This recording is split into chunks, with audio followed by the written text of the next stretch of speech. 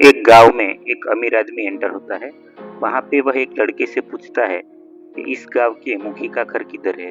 वह लड़का उस अमीर आदमी को अपने गांव के मुखी का घर का पता बताता है और फिर वहां से वह अमीर आदमी अपनी गाड़ी लेके आगे निकल जाता है और एक घर के पास पहुंच के एक लड़के से पूछता है, लड़के, इस गांव के मुखी का घर किधर है।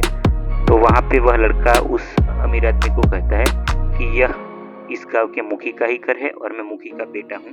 आप बैठे यहाँ पे, मेरे पापा अभी खेत में गए हैं, वो आते ही होंगे करके बिठाता है। उतनी ही देर में खेत में गया हुआ मुखी आता है।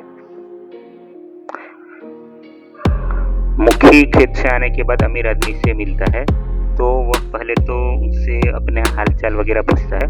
उसके बाद पूछता है कि सर जी, आप यहाँ के नहीं लग रहे, आप बहुत दूर से आए लग रहे हैं, इस हमारे गांव में आपको क्या काम पड़ गया, ऐसे करके वह सवाल पूछता है। तो अमीर आदमी पहले तो अपना परिचय बताता है, मैं यहाँ से आया हूँ वगैरह करके।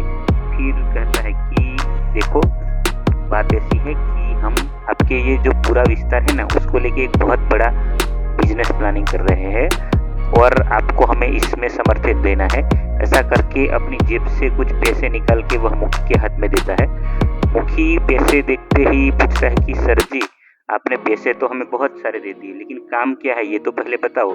तो वह अमीर आदमी मुखी को समझाता है कि देखो, आपके ये जो पूरा एरिया है उसको लेके एक बहुत बड़ा बिजनेस प्लानिंग हम कर रहे हैं और गवर्नमेंट की तरफ से भी सारे कागज सब कुछ रेडी हो गए हैं। आपको बस इतना करना है कि आपके गांव वालों को आपकी जो जमीन है वह हमें देने के लिए मनाना पड़ेगा और हम ऐसे ही आपकी जमीन नहीं ले लेंगे। आपकी जो जमीन है उसके हम आपको पैसे भी देंगे और सिटी में रहने के लिए एक बहुत अच्छा सा घर भी देंगे, ऐसा वह समझाता है मुखी को, जो बाहर से अमीर आदमी आया होता है वह। और फिर कहता है कि आप ये काम कर दो, जो हमने अभी आपको पैसे दिए हैं वो 50 लाख रुपए है और इससे डबल आपको काम होने के बाद मिल जाएगा और कुछ भी आप चाहते हैं वो तो हमें बताना, हम आपको पूरी तरह से सहायता करेंगे, ऐसा वह अमीर आदमी मुखी को बोलता है। और मुखी कहता है कि सर जी, आपकी बात सही है, लेकिन सारे गांव वाले मान जाएंगे ऐसा मुझे नहीं लगता है। तो अमीर आदमी कहता है कि आप अपनी तरफ से पूरी कोशिश करके देखो, अगर नहीं मानते हैं तो हमारे पास और भी बहुत सारे तरीके हैं। ऐसा करके वह मुखी को आश्वासन देता है। अमीर आदमी कहता है कि आप सभी गांव वालों से बातचीत करो, मैं 1-2 दिन में फिर से आता हूँ। ऐसा कह के वह अपनी गाड़ी लेके गांव से चला जाता है।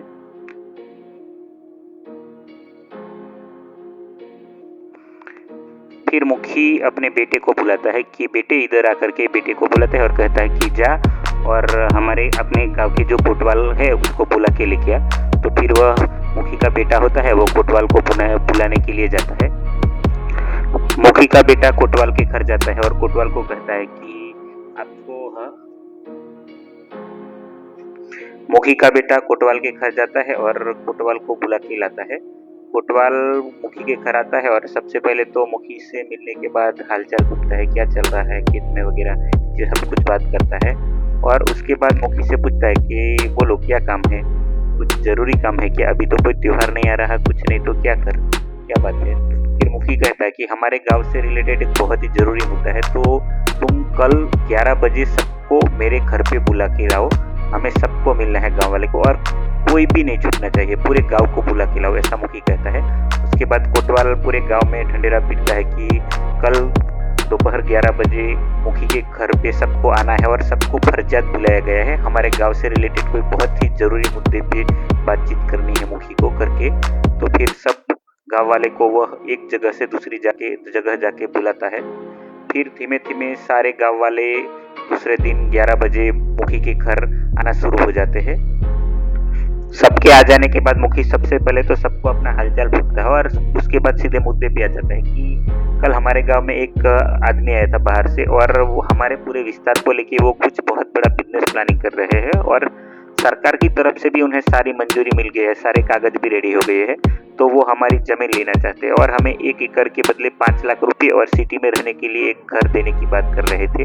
तो मैं आप सबसे जानना चाहूँगा कि हमें क्या करना चाहिए और जो लोग रेडी है वो अपनी जमीन देने के लिए वो अपना नाम लिखवा सकते हैं। तो गांव से कुछ लोग खड़े होते हैं और अपना नाम लिखवाते हैं। कुछ लोग बहुत सारे सवाल भी पूछते हैं कि क्या सच में हमें पैसे मिलेंगे, घर मिलेगा कि नहीं वगैरह करके। तो एक एक खड़े होके गांव वाले अपना नाम लिखवा देते हैं मुखी के पास और बहुत सारे लोग ऐसे भी बनते हैं जो अपनी ज़मीनें नहीं देना चाहते हैं, तो वो इस बात का विरोध करते हैं और वो कहते हैं कि हमारे पुरखे यहाँ से कई सालों से रह रहे हैं, हम इस ज़मीन से कई सालों से जुड़े हैं, तो हम अपनी ज़मीन नहीं देंगे करके। तो गाँव 2 जुटों में बँट जाता है। एक जुट ऐसा जो अपनी ज़मीन देना चाहते हैं, उनके पास भी अपने-अपने रीज़न है, और एक जुट ऐसा जो अपनी ज़मीन नहीं देना चाहते हैं। और कुछ लोग सवाल भी करते हैं कि मेरी इतने एकड़ ज़मीन है तो मुझे कितने पैसे मिलेंगे?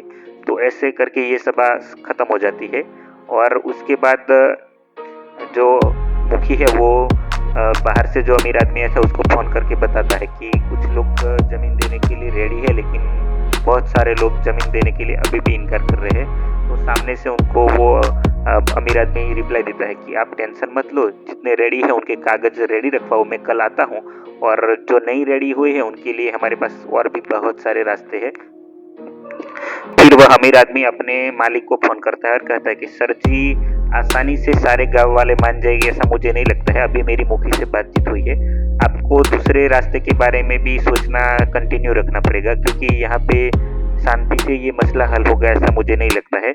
ऐसा करके वह अमीर आदमी अपने सर को सारी बातें बताता है जो गाँव में होने जा रही थी, और दूसरे दिन वह फिर गाँव में पहुँच जाता है मुखी के पास, और तभी सारे गाँव वाले भी वहाँ पे ही बैठे थे। तो वो अपनी सारी बातें गाँव वालों को कह रखता है, और मुखी से जो नाम आए थे जो अपनी ज़मीन देने के लिए रेडी हो गए थे, उनके नाम वो लेता है और सबको बुलाता है कि आप लोग अपने पैसे ले लो और जो साइन वगैरह करना है कागज़ पे वो कर लो, ऐसा करके। तो फिर गांव से जो भी अपनी ज़मीन देने के लिए रेडी हुए थे उसमें से एक एक करके लोग आते हैं और अमीर आदमी से पैसे ले लेते हैं, और फिर जो भी कागज़ है वहाँ पे अपनी ज़मीन के वो उनको दे देते हैं, और साइन वगैरह करके वो लोग निकलने जाते हैं। और मुखी होता है वो दूसरे लोगों को भी बताता है कि अगर आप भी अभी अपना मन बदलना चाहो तो बदल सकते हो, आपको पूरे पैसे भी मिल रहे हैं और सिटी में रहने के लिए घर भी मिलेगा करके। बाकी जो दूसरे गाँव वाले थे उनको मुखी समझाने का प्रयत्न करता है। तो ऐसे करके जिन लोगों ने भी अपना नाम कल लिखवाया था अपनी ज़मीन देने के लिए, वो एक एक करके आते हैं और सब पैसे लेके बैठ जाते हैं, और अपनी साइन भी, यानी कि अपने जो दस्तावेज है ज़मीन के, वो उस अमीर आदमी के नाम कर देते हैं साइन वगैरह करके।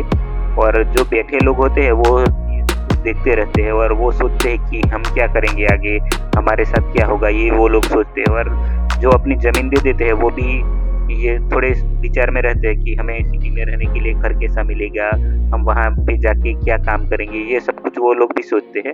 और कुछ लोग बहुत खुश भी थे पैसे लेके कि अब मैं सिटी में जाऊँगा, बाज़ार में जाऊँगा और वहाँ जाके बहुत बड़ा बिज़नेस करूँगा। तो आगे जितने भी लोग पैसे ले लेते हैं मुखी के साथ, वो सब लोग गाँव छोड़ के चले जाते हैं, और कुछ दिनों के बाद फिर से वह अमीर आदमी गाँव में आता है, और तभी जो लोग पैसे नहीं लिए थे, अपनी ज़मीन नहीं दिए थे, वही लोग बचते हैं। तो वो अमीर आदमी आके उनको समझाता है फिर से कि आपको मैं शांति से समझा रहा हूँ, आप मान जाओ, अपनी ज़मीन हमें दे दो, और जो लोगों को हमने पैसे दिए हैं उनको हम आपको डबल पैसे देंगे, पर आप हमें अपनी ज़मीन शांति से देने के लिए मान जाओ। इतना करके वो समझाने का ट्राई करता है, लेकिन फिर भी वो लोग नहीं मानते हैं, अपनी ज़मीन देने से इनकार कर देते हैं। फिर अंत में अमीर आदमी पुलिस को बुला लेता है, और पुलिस द्वारा जो गाँव वाले ज़मीन अपनी देने के लिए मना कर रहे थे उनके ऊपर लाठीचार्ज किया जाता है, और ये ड्रामा यहाँ पे ख़त्म हो जाता है। लेकिन हम सबको ये सोचना है कि क्या सच में ऐसा होता है आदिवासियों के साथ या नहीं होता है।